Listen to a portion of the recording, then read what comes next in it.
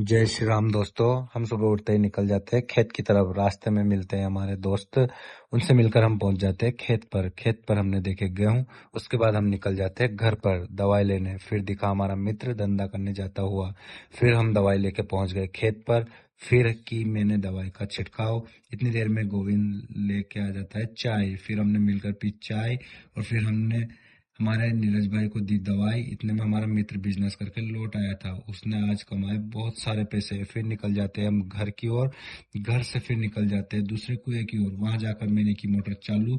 लहसुन में पानी पिलाकर निकल गए घर की ओर। रास्ते में की हमने डीपी चेक। उसके बाद हम पहुंच गए घर और घर से जाते हैं सुसनेर की ओर।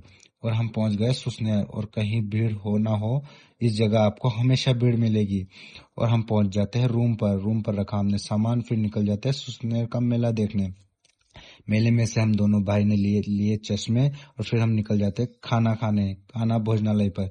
हमने खाया खाना और फिर हम निकल जाते हैं रूम के लिए निकले तो हमें दिखा राजू ठाकुर लोंगड़ी वाले का डीजे, जो अभी नया बेवर से बनवा के लाए थे। फिर हमने किया डीजे टेस्टिंग।